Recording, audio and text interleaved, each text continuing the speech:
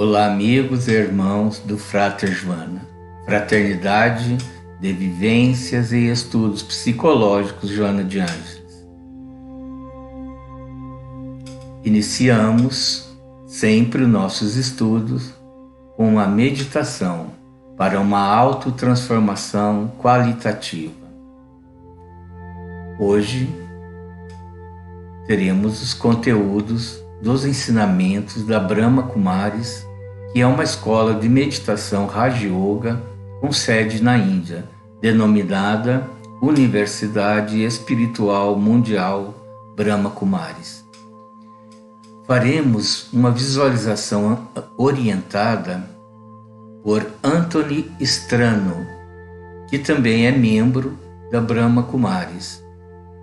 Estas referências estão no livro de sua autoria, Pensamento Oriental para a Mente Ocidental. E usaremos esta imagem de Jesus como fonte de inspiração.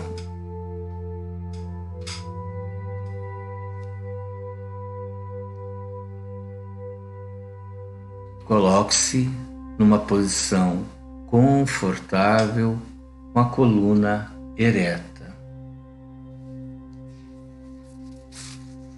Inspire e expire. Concentre-se no ato de inspirar e expirar. Inspire e expire.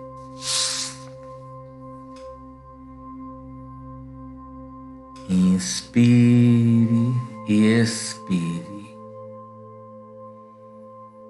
Agora, inspire, prenda o ar por 10 segundos e expire. Vamos fazer isso 3 vezes. Inspire, prende,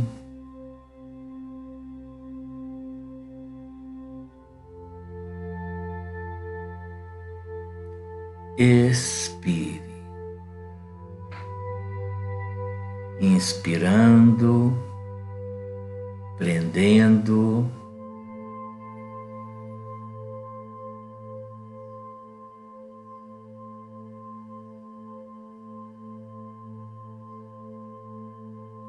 expirando.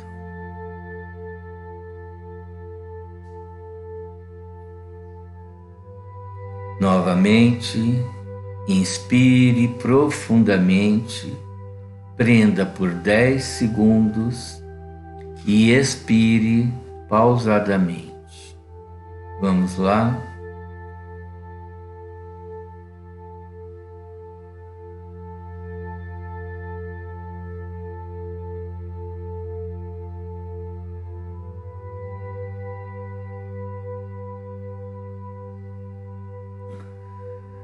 Expire.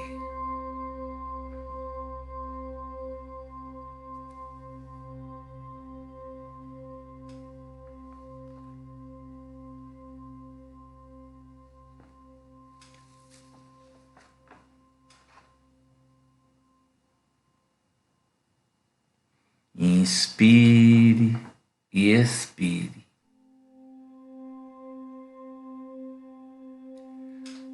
Segundo Anthony Strano, a alma tem como qualidades primárias, poderíamos dizer que elas são as cores primárias da nossa humanidade com as quais pintamos o quadro das nossas vidas. São elas: paz, pureza, amor, conhecimento e felicidade. Então, a meditação é o exercício espiritual que revive as qualidades originais da alma humana, trazendo-as de volta para a nossa consciência. Um aspecto da meditação é que ela nos ensina a encarar a vida a partir do interior.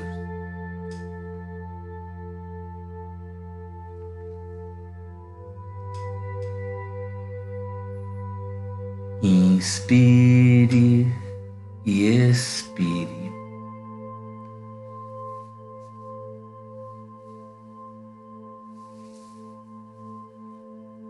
Vamos iniciar o nosso relaxamento para aprofundamento da meditação. Examine seu corpo de cima para baixo, a começar pelo couro cabeludo. Examine, relaxa e solta. 2. Examine os músculos do pescoço, os músculos internos e externos do pescoço. Solte, relaxe. 3. Ombro esquerdo. Examine até a mão. Relaxa e solta.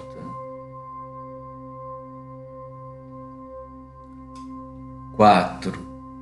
Ombro direito. Examine até a mão, relaxando e soltando. 5. Tórax e faixa abdominal, soltando e relaxando.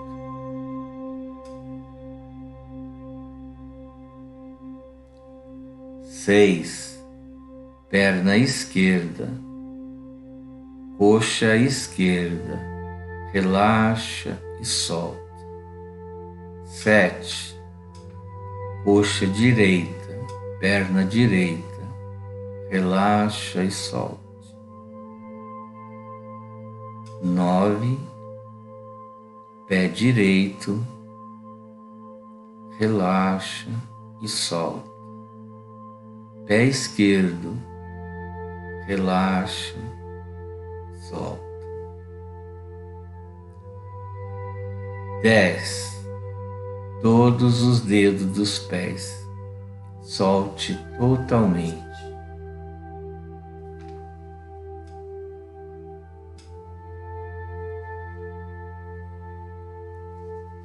Inspire e expire.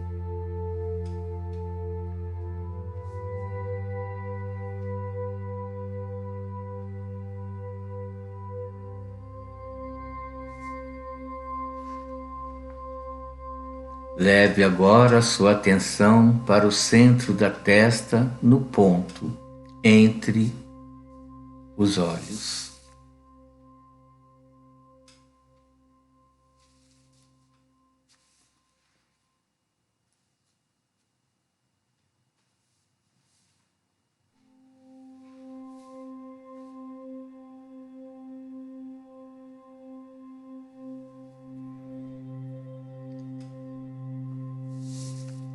Inspire e expire.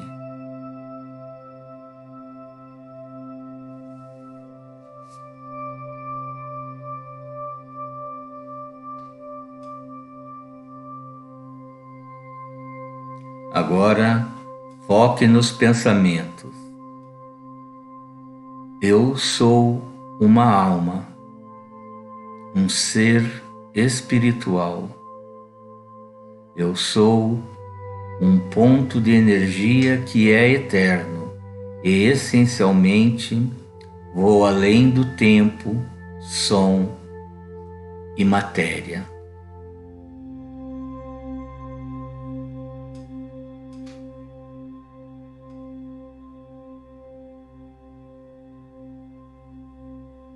A meditação é o método para encontrar aquele ponto que recarrega com paz, claridade e equilíbrio. Encontre agora o seu ponto.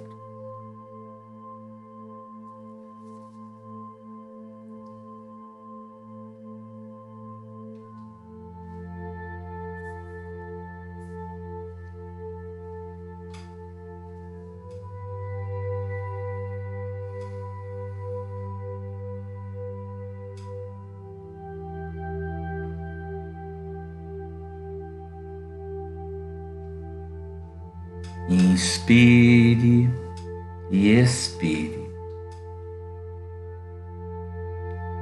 Vamos agora fazer uma visualização definida por Anthony Strano como a meditação dos 8 R's.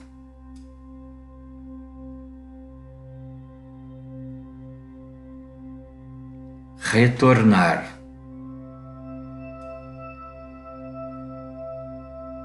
Eu começo a encontrar minha força original ao juntar as energias da minha mente. Com meus pensamentos concentrados, eu foco em conhecer meu eu verdadeiro.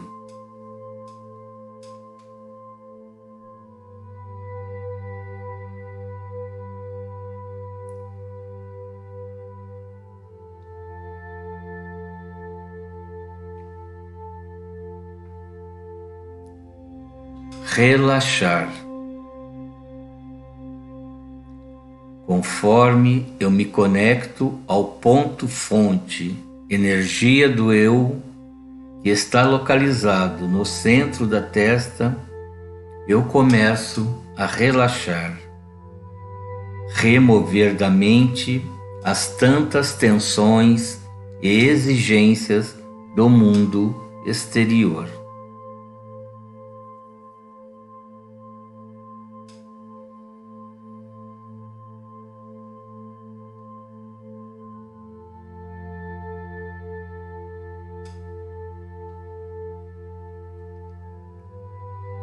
Relembrar.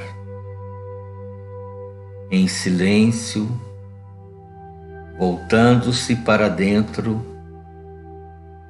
começo a lembrar do que havia esquecido. Eu sou um ser espiritual, um ponto-fonte de energia positiva.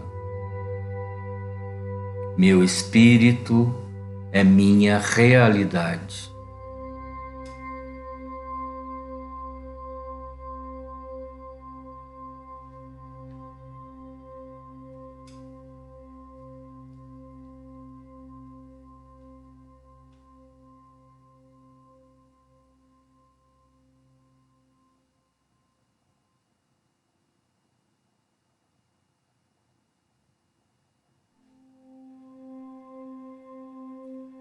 Relegar.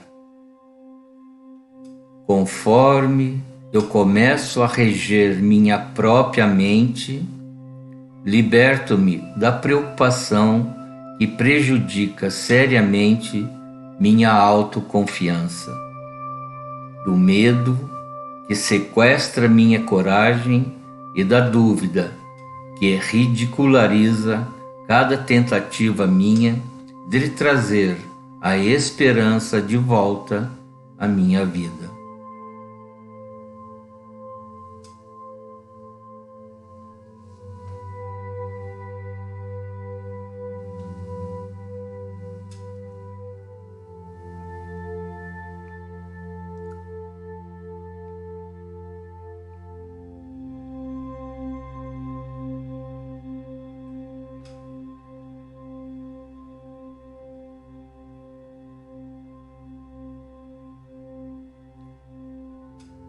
Reaprender.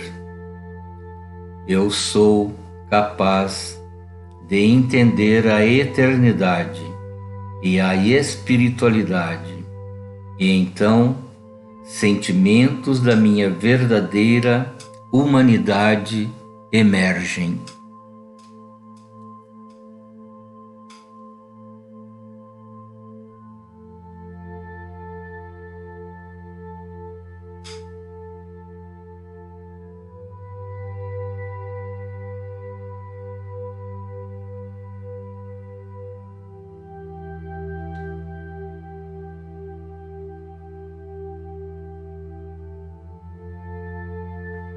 Redescobrir.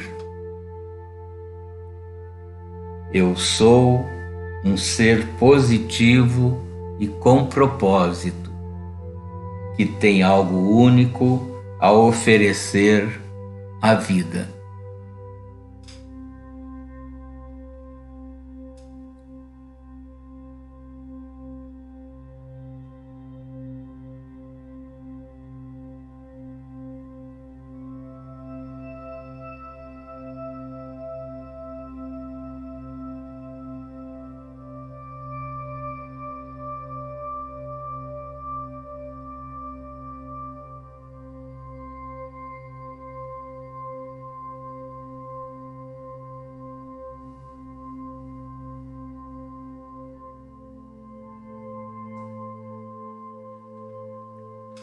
Recuperar.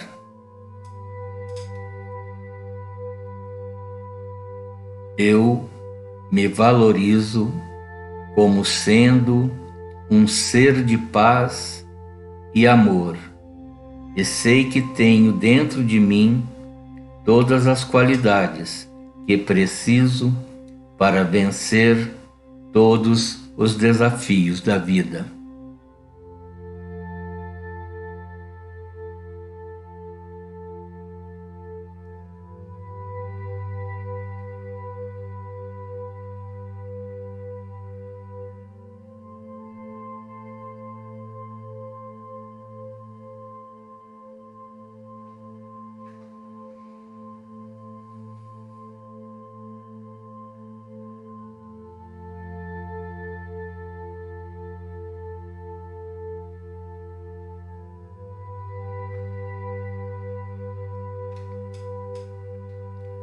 Recarregar.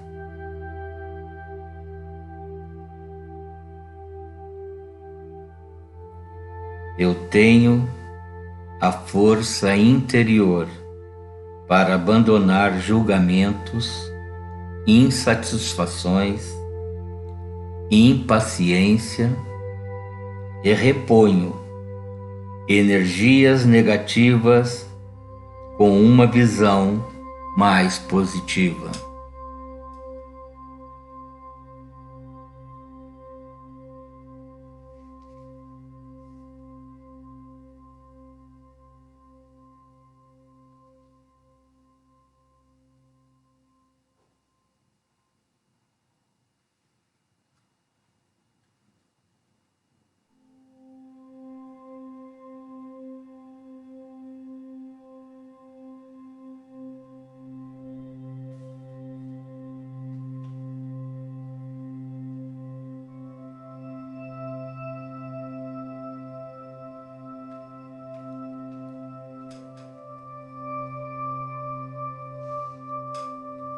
Em última análise, o conhecimento verdadeiro é um estado de ser positivo e sua vivência e expressão mais poderosa está no silêncio.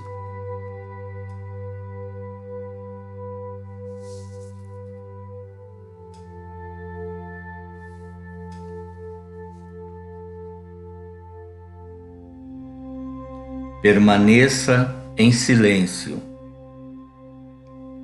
O silêncio nos dá a energia necessária para efetuar mudanças, e o autoconhecimento nos dá o insight para percebermos a oportunidade para aquelas que todos e toda situação nos oferece.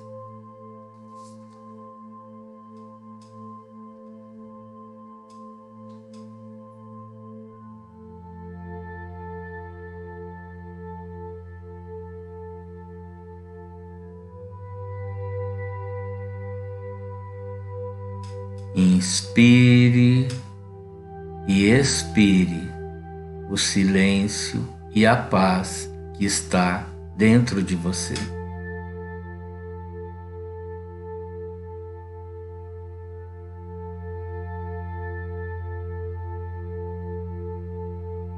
Muita paz para todos. Permaneçam em Deus.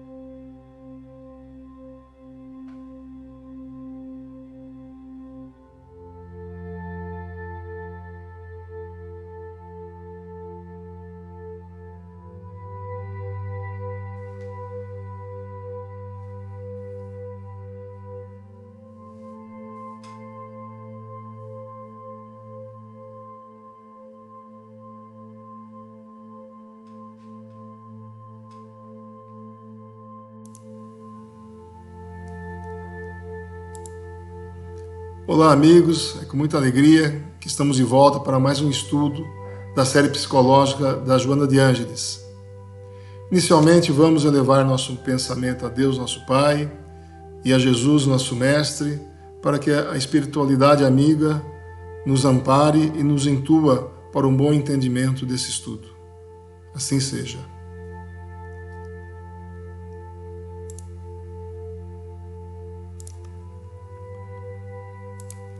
O tema de hoje é o capítulo 7 do livro Autodescobrimento, o Ser Subconsciente.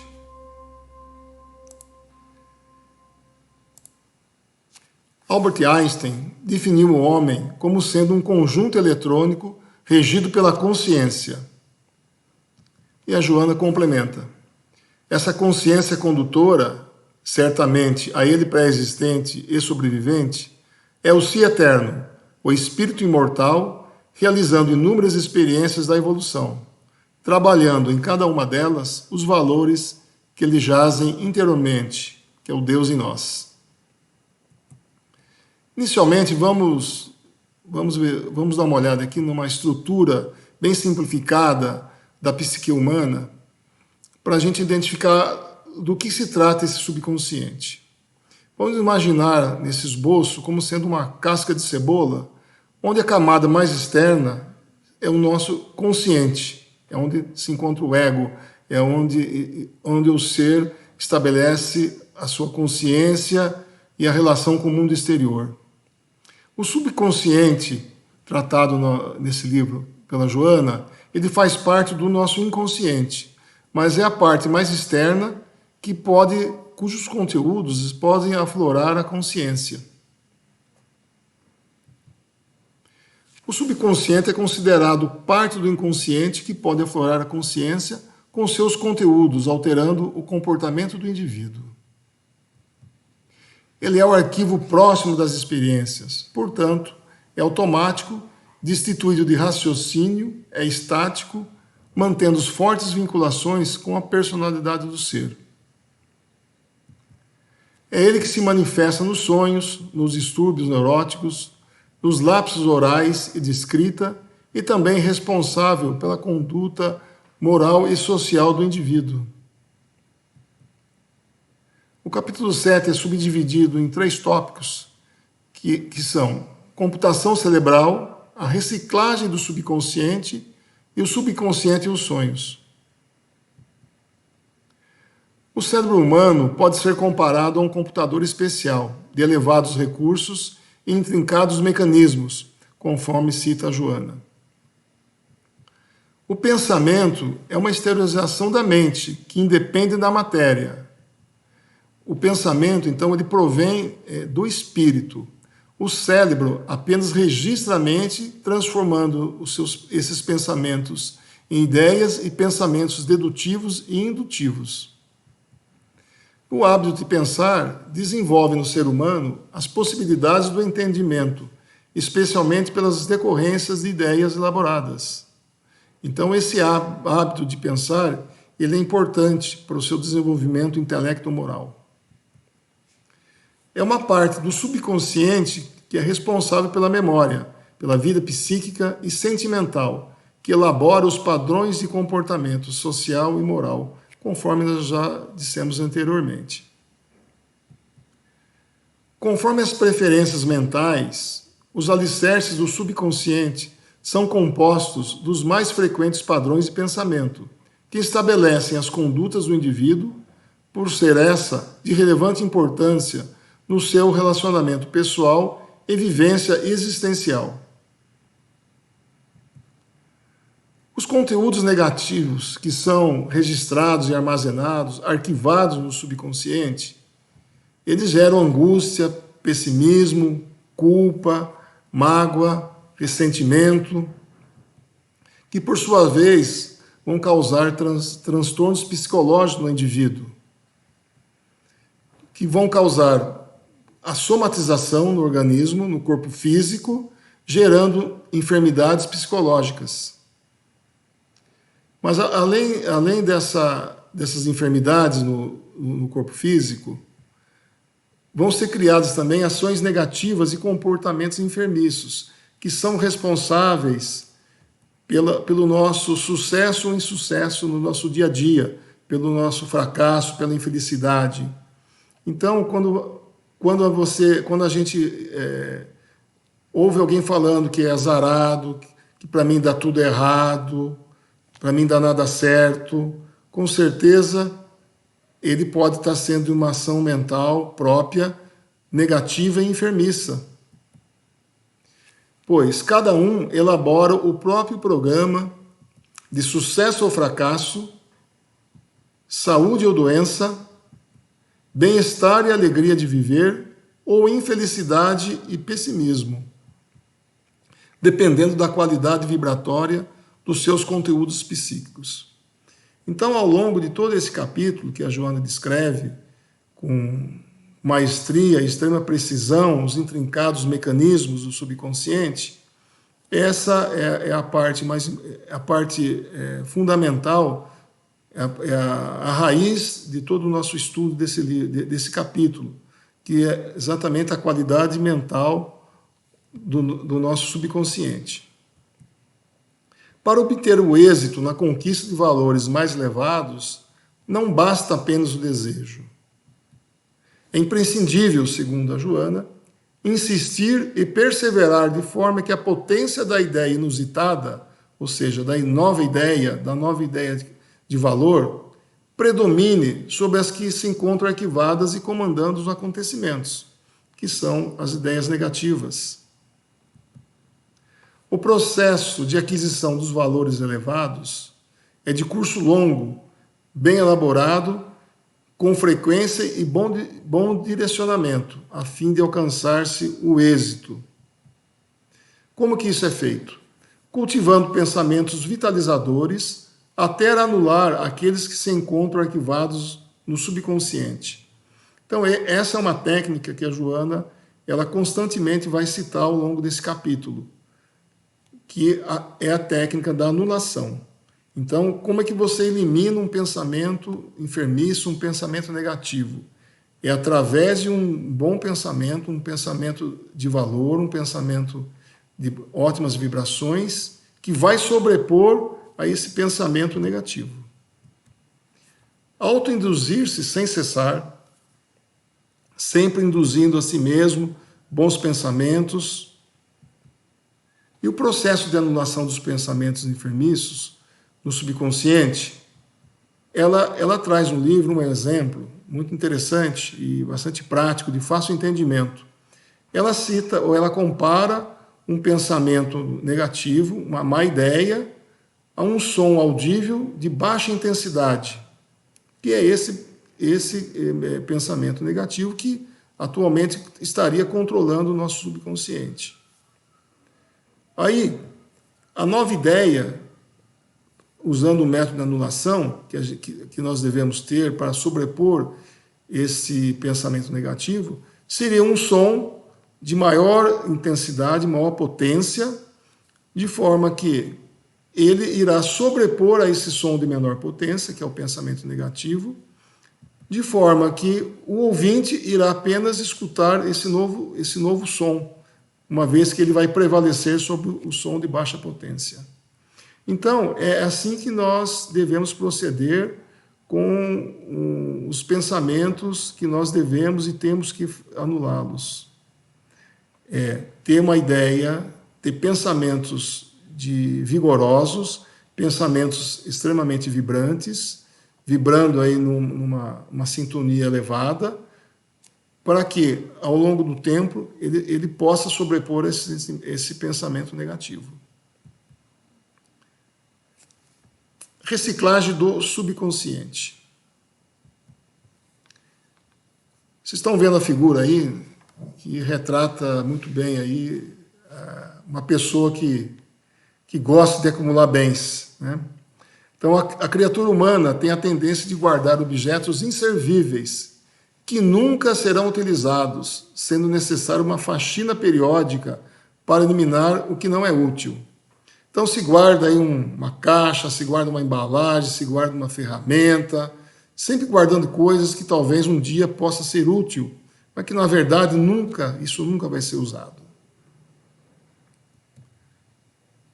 Ela faz essa comparação também com o nosso subconsciente, que imperiosa, periodicamente, uma atitude enérgica da nossa parte, equivalente em relação aos depósitos do subconsciente, em favor da autorrealização, de retirar todo o entulho psíquico que se encontra arquivado no subconsciente, que é fundamental para uma existência saudável. Ou seja, é salutar, imprescindível, fazermos também uma faxina no nosso subconsciente. Para o êxito dessa reciclagem, deve-se penetrar mentalmente a fim de avaliar as impressões infantis que estão arquivadas, as pessoas modelos gravadas, ou seja, as nossas idealizações, a idealização de como nós somos, a idealização que temos em relação às outras pessoas, os choques não absorvidos, as frustrações, os fantasmas criados pela nossa imaginação, os medos cultivados pela fantasia lúdica, que vão se acumulando ao longo de toda a nossa existência, desde a época infantil. Aqui ela traz uma parábola, que é interessante também, para a gente fazer uma correlação da importância dessa faxina. Um discípulo que tivera a residência com tudo quanto nela havia destruído pelo fogo, queixou-se a seu mestre da desgraça a que fora objeto. O sábio, que era um admirável psicanalista nato, respondeu-lhe jovial, que agora seria muito mais fácil encarar com naturalidade a morte, pelo imperativo severo do desapego. Ou seja, às vezes nos iludimos com aquelas coisas lá que ficam guardadas no nosso depósito físico, que poderão ser utilizadas um dia e nunca vão ser usadas porque não tem serventia nenhuma. Assim acontece com o nosso depósito subconsciente, onde nós guardamos inutilidades, aliás, só coisas que nos fazem mal, que são os ressentimentos, as culpas, as frustrações. Então, deixar que o fogo da lucidez destrua a residência das paixões, onde cada um se esconde e onde estão os condimentos neuróticos e as fixações tormentosas, faça imprescindível para encarar a existência sem disfarces, com os sentimentos abertos a outros valores, às novas conquistas. Então, para que a gente possa colocar ou arquivar coisas novas no nosso subconsciente, é necessário que a gente abra espaço, que a gente conceda, que nos conceda permitir que haja um lugar para que a gente coloque essas novas vibrações. Caso contrário, o ser que é predestinado à evolução contínua, ele fica perdido nas suas ilusões, não sabe que caminho tomar. Ele, nesse desenho que mostra uma escada, que obviamente é uma ilusão de ótica, você vê que ela não vai a lugar nenhum. À medida que você tenta subir um degrau, você vai prosseguindo dessa forma, quando você se percebe, você voltou ao ponto inicial. Ou seja, roda em círculos, o ser percebe que a vida não evolui e vive se atormentando o tempo todo. Quando o indivíduo quer, ele pode realizar, dependendo dos seus investimentos que se aplica para consegui-lo. Esses investimentos nós estamos falando, obviamente, de esforço próprio, Para isso, ele tem que ter a humildade para reconhecer a sua imperfeição, sem se acorrentar ao passado. Então não é olhar para trás e ver e perceber ou ficar acorrentado ao passado através das culpas, através das mágoas, e sim ter a humildade de olhar para trás e perceber o quanto ele já caminhou. E olhar para frente com coragem e perseverança para seguir adiante rumo à perfeição. Então, saber o que já foi e ter a noção de que, sendo imperfeito, mas sendo fadado à perfeição, tem muito a caminhar ainda. Essa tarefa ela deve ser destituída de autocompaixão, autocrítica, autopunição e autojustificação. Eu coloquei aqui novamente a capa desse livro, que eu acho que essa figura dessa viagem interior, ela retrata muito bem o que nós estamos falando nesse capítulo. O empenho bem direcionado para o pensamento objetivo, claro e sem conflito, ele proporciona que se crie futuros condicionamentos através de mensagens que arquiva, restabelecendo no subconsciente um novo banco de dados, corrigindo as futuras condutas do indivíduo. A Joana indica que se utilize dos seguintes recursos para que se consiga êxito nessa missão, que é a autossugestão, sempre está induzindo pensamentos elevados, pensamentos positivos, que se utilize recursos mnemônicos positivos, que são recursos ou técnicas de memorização, através de palavras, símbolos. Nós podemos usar, por exemplo, sempre que nos vem uma determinada aflição, uma angústia, ou bate uma tristeza. Quantas mensagens da doutrina nós não temos à nossa disposição?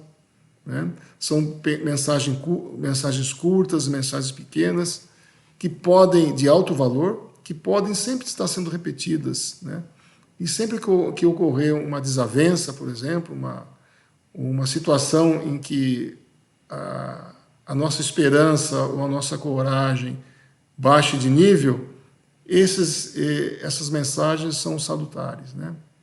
E também através da prece, principalmente. Com isso, vão ser criados estímulos dos centros de desenvolvimento psíquicos e morais do subconsciente e vão trazer ao indivíduo a sensação de paz, a claridade mental, impulsos generosos, atitudes equilibradas e muita lucidez. A renovação psíquica e emocional deve ser uma atividade constante e natural, da mesma forma que ocorre na área dos fenômenos fisiológicos, que através do automatismo do subconsciente que comanda o nosso organismo, eles são acionados e atendidos com relação à nossa necessidade de alimentação, de repouso, né, o sono, de higiene, reprodução, entre outros, né? Então, o que ela propõe é que, através da renovação, da reciclagem desses pensamentos, dessas novas ideias, que isso se torne de forma automática para que a nossa conduta moral e a nossa saúde seja reciclada dessa forma. Portanto, torna-se imperativo que na área psicológica sejam criados novos automatismos subconscientes que possam propelir o ser para patamares mais elevados e planificadores. Então, eu deixo aqui uma reflexão do que a gente a gente pode extrair de melhor desse capítulo. Como é que você está cuidando do seu jardim interior?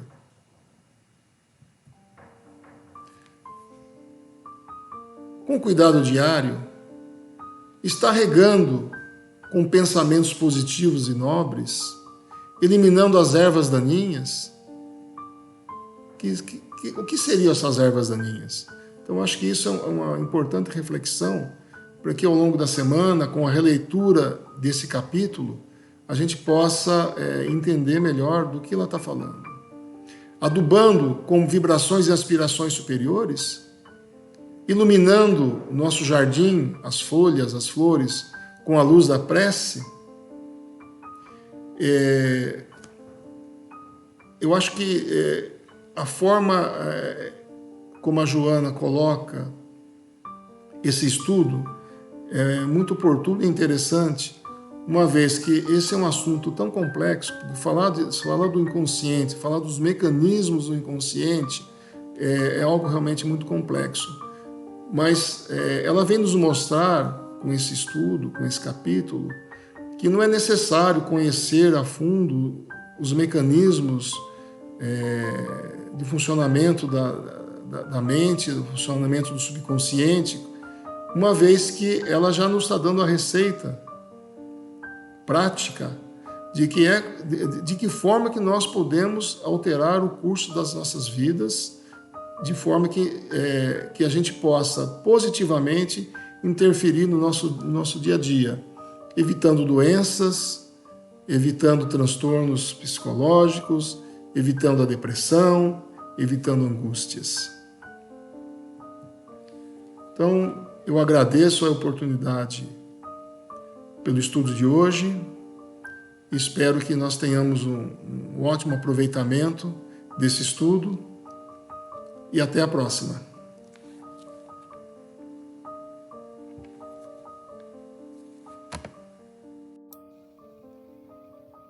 Queridos colegas e amigos do Ideal Espírita, ótima noite. Iremos iniciar agora o estudo do livro Jesus e Atualidade, o capítulo 17, Jesus e Insegurança. Joana de Ângeles nos traz a seguinte mensagem. Segurança na Terra é conquista muito difícil e remota. Em face da condição de ser planeta de provas e expiações, o processo evolutivo sempre se apresenta exigindo árduos esforços nas lutas em que todos se devem empenhar. E complementando esse conceito de provas e expiações, trazendo do livro Dimensões da Verdade sobre testes e exames da própria Joana, temos o seguinte: com muita propriedade, a Terra é considerada planeta de provas e expiações. A prova examina experimentando o grau de preparação do educando. A expiação ensina rigorosa a lição desperdiçada na inutilidade ou na viciação. A prova lembra a escolaridade. A expiação solicita a enfermagem. O aprendiz estuda e se prepara para a vida. O enfermo se reeduca e disciplina para continuar a vida.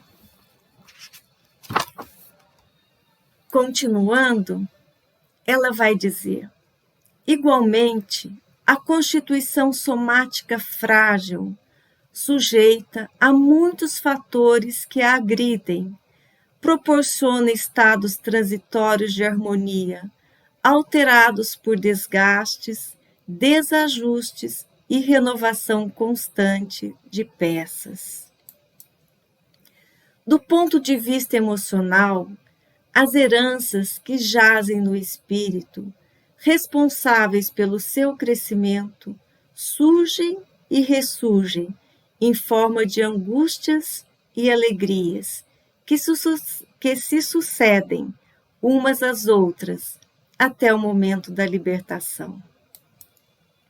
Além disso, o estágio moral em que transitam os indivíduos não lhes tem permitido liberar-se dos seus instintos agressivos, que os levam às neuroses, às paranoias, às enfermidades mentais e à violência. Multiplicam-se, em consequência, os crimes com celeridade incontrolável, ao tempo em que os mecanismos de repressão igualmente se tornam desumanos, tornando o mundo todo uma imensa arena, na qual se digladiam as forças antagônicas em belicosidade incessante, volumosa. O mercado do sexo, das drogas, dos vícios em geral, vem enlouquecendo as populações, e a insegurança do homem se torna um fenômeno quase normal. Todos tentam conviver com ela, acostumar-se, quase aguardando a vez de ser agredido. Instala-se no íntimo a desconfiança e todo um séquito de famanazes a segue, dominando a pouco e pouco as paisagens psicológicas do homem. Ouvindo inicialmente essas colocações, a descrição do nosso planeta, a gente acaba tendo uma sensação, de insegurança, de sentindo-se totalmente desprotegido e considerando que a violência vem aumentando dia a dia. A população aumenta, os anos passam, as armas ficam cada vez mais letais e a discórdia e a desarmonia tomam conta da Terra. E na sequência, Joana diz que tudo isso já tinha sido predito pelo Cristo. Vamos ver? Ele nos trouxe o sermão profético. E assim diz: compreendendo o primitivismo e que se debatia a humanidade do seu tempo, Jesus percebeu quão difícil seria a implantação da paz nos corações e quantas lágrimas seriam vertidas a fim de que tal acontecesse.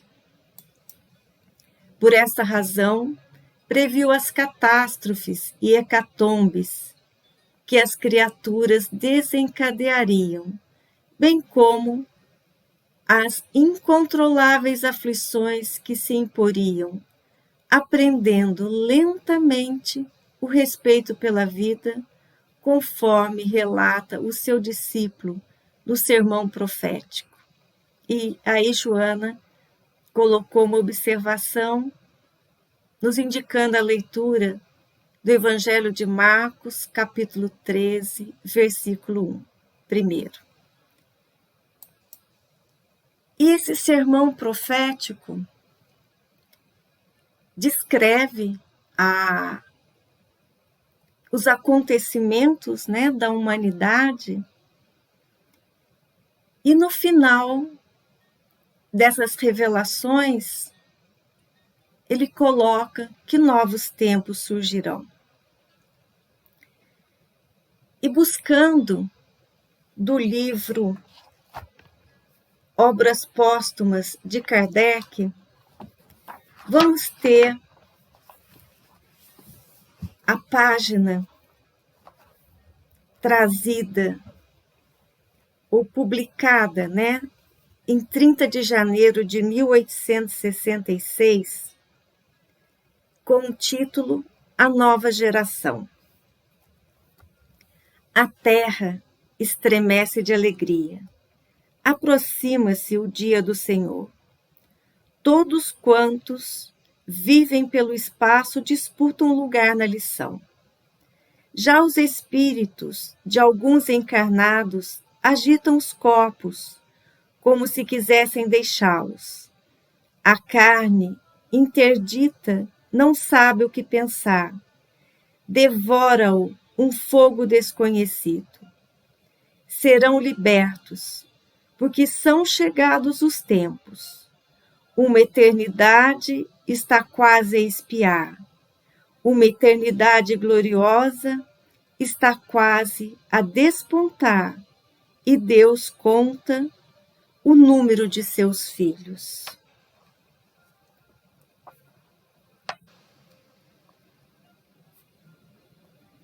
Quantos preconceitos antigos irão rolar por terra quando o espírito, como uma espada de 2 gumes, vier arrancá-los pela raiz. Diretores espirituais do progresso humano deixam uns as radiantes moradas, outros os grandes trabalhos em que a felicidade se une ao desejo de se instituírem e vêm tomar de novo o bastão de peregrino que haviam depositado à entrada do templo da ciência e dos 4 pontos cardeais do globo. Muito breve, os maiores sábios vão ouvir com espanto a moços imberbes que virão, em profunda linguagem, destruir argumentos que eles supunham irrefutáveis.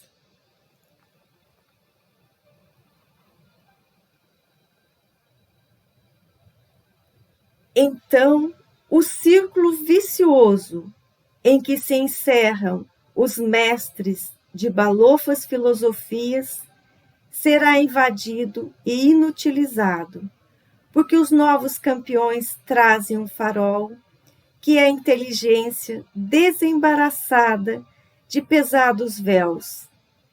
E entre eles, muitos terão o privilégio das grandes almas, como Jesus, com o poder de fazer curas e realizar maravilhas, consideradas milagres. Sim, o velho mundo desaba por todos os lados. Vai acabar e com ele todos os velhos dogmas, que apenas brilham pelo dourado com que são galvanizados. Valentes espíritos, compete-vos a missão de desfazer essa casca de ouro falso. Fugi vós, que ainda tendes a louca pretensão de sustentar o ídolo, que aluído nos seus fundamentos, vai cair por terra, arrastando-vos na queda. Fugi, vós que negais o progresso. fugi com as vossas crenças de outros tempos. Porque negais o progresso e quereis bani-lo? É que só quereis primar ainda e sempre, e por isso condenaste o pensamento em artigos de fé, dizendo à humanidade: tu serás sempre criança, e nós, que recebemos as luzes do céu, somos os encarregados de guiar-te. Ficastes, entretanto, com as faixas da criança nas mãos, e vendo-a saltar, negais que possa andar só. Será batendo com as faixas que lhe provareis a força de vossos argumentos? Não, e bem o sabeis. Sentis satisfação quando proclamais a vossa infalibilidade, supondo que os outros, contra a vossa própria opinião íntima, nela acreditam. Cada época tem seu gênio. Queremos atirar-nos à vida, porque os séculos futuros que nos aparecem têm horror à morte. Eis, meus amigos, o que vão fazer compreender os ousados espíritos que presentemente se encarnam. Este século não acabará sem que inúmeros destroços cubram o solo. A guerra mortífera e fraticida cederá o posto à discussão. O espírito substituirá a força bruta. E depois que essas almas generosas tiverem combatido, voltarão para o mundo espiritual a receberem a coroa do vencedor. Eis o fim, meus amigos. Os combatentes são muito aguerridos para que se duvide do sucesso. Deus escolheu a flor deles e a vitória está garantida à humanidade. Exultai vós todos que aspirais à felicidade e que quereis que vossos irmãos a compartilhem. O dia é chegado. A terra pulsa de alegria, porque vai ver o princípio do reino da paz, prometido pelo Cristo, o Messias divino, reino cujos fundamentos ele veio assentar. Quando lemos essas mensagens e vamos retornar na primeira linha, né, lá do primeiro versículo do capítulo 13 do Evangelho de Marcos, e Jesus saindo do templo, e um de seus discípulos contempla como é belo, e ele coloca: eis que chegará o tempo que não ficará pedra sobre pedra.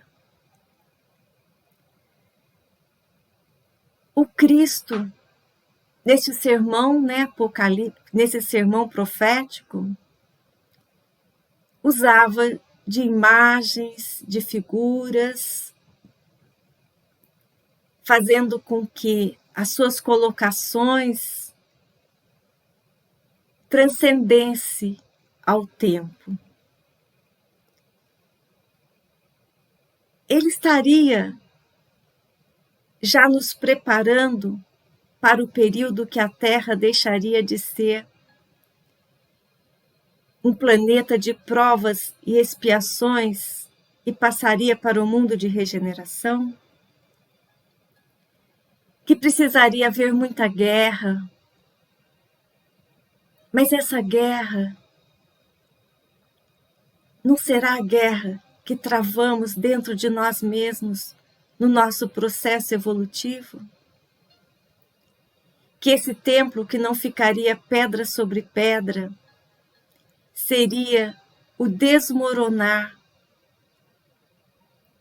das nossas tendências primitivas, do nosso apego à matéria, para que possamos erigir dentro de nós um templo diferente, o templo sagrado aonde habita Deus.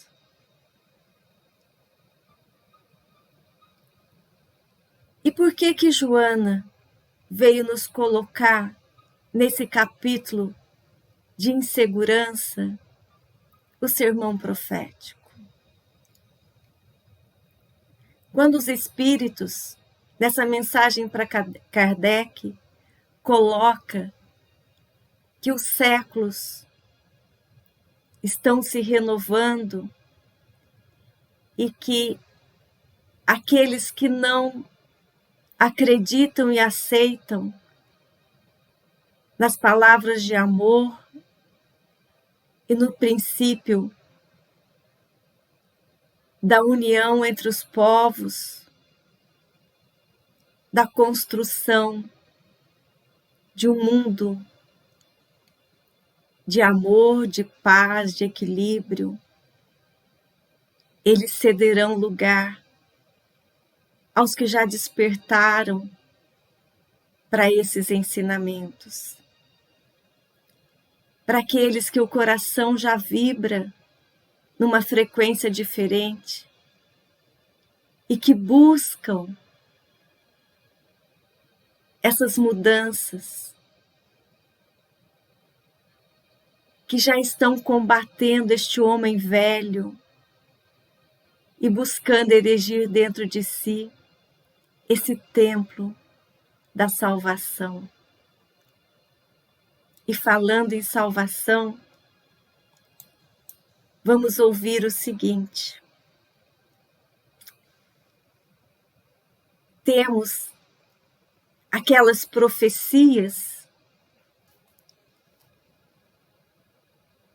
e Joana nos coloca. Por outro lado, Jesus também oferece uma perspectiva de paz, ao afirmar que aquele que perseverar até o fim será salvo. Essas são as últimas colocações que Jesus faz no sermão profético.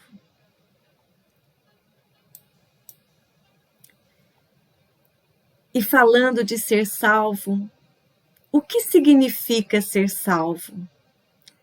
A salvação aqui deve ser tomada como estado de consciência tranquila, de autodescobrimento, em que o mundo interior assoma, governando os impulsos desordenados e humanizando o indivíduo.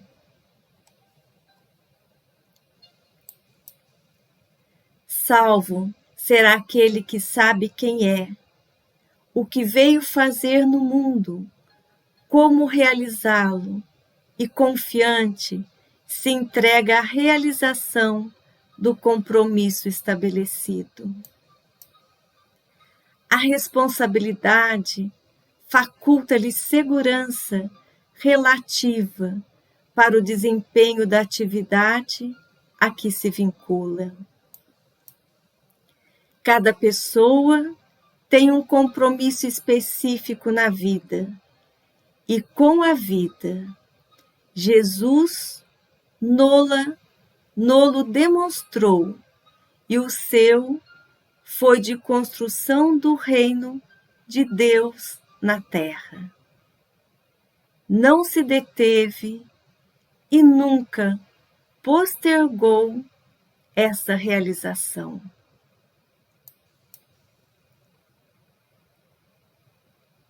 Aqui nós temos uma citação do livro Consolador, escrito por Emmanuel.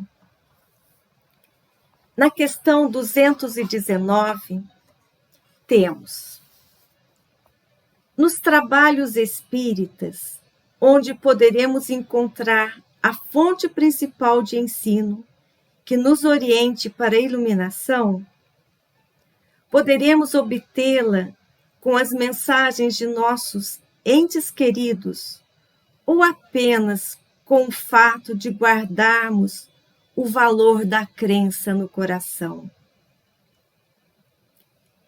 E segue a resposta.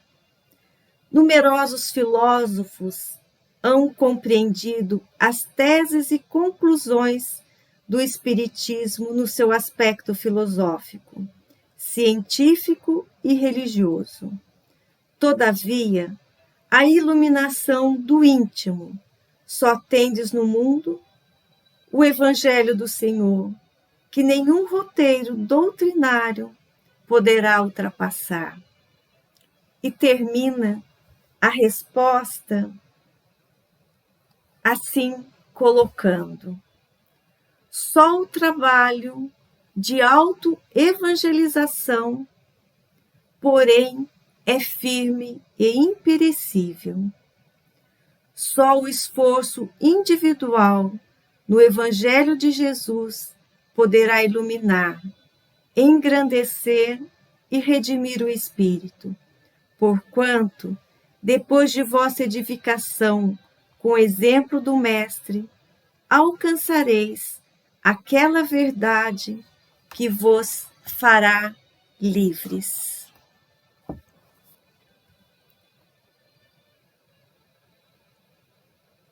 Então, o autoconhecimento, o autodescobrimento leva à autoevangelização. E falando, sobre a segurança do Mestre. Da mesma forma, a segurança pessoal e coletiva resulta do grau de comprometimento do indivíduo, bem como do grupo social. Ele atestou a segurança que o caracterizava em todos os momentos, por estar comprometido e sem restrições. Propunha: credes em Deus? Crede também em mim. Ide e pregai. Tomai sobre vós o meu fardo e aprendei comigo, que sou manso e humilde de coração.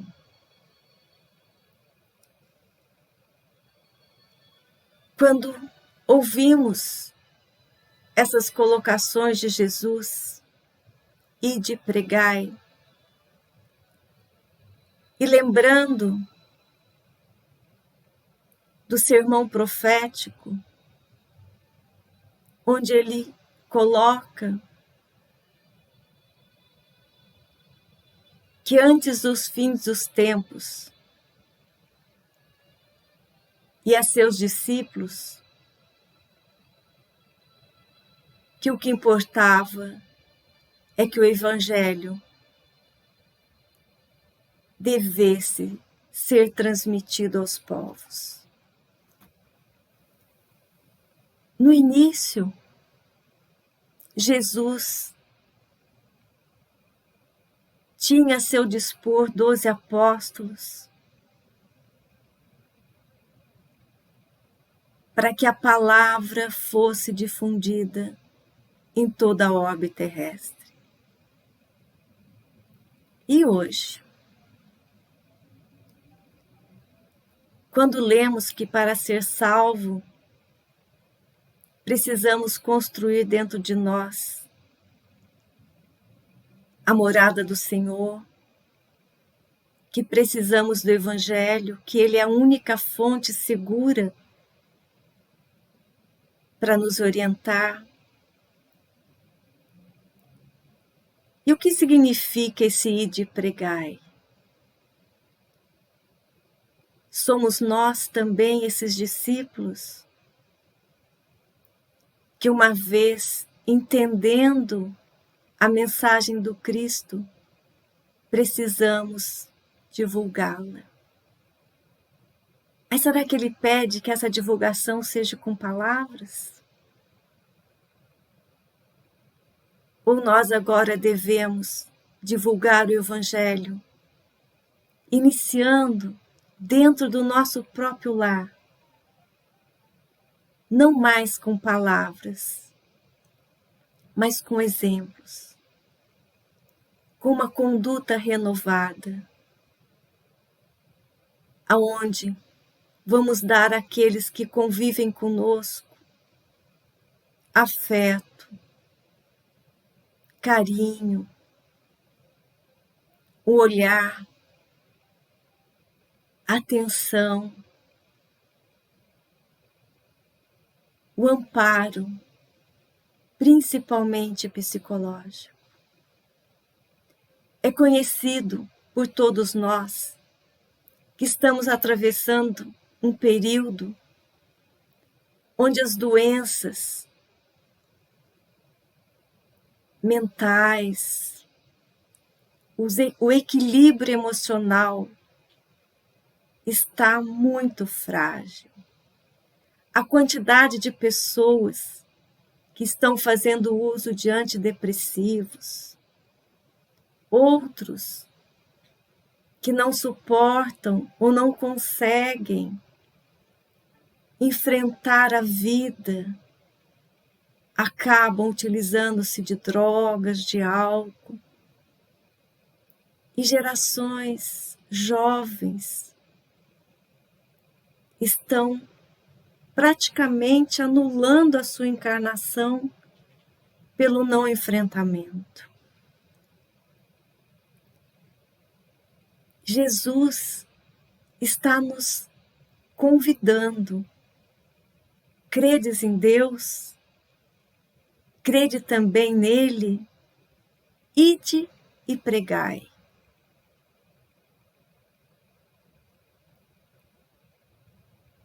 Estamos neste período de transição planetária.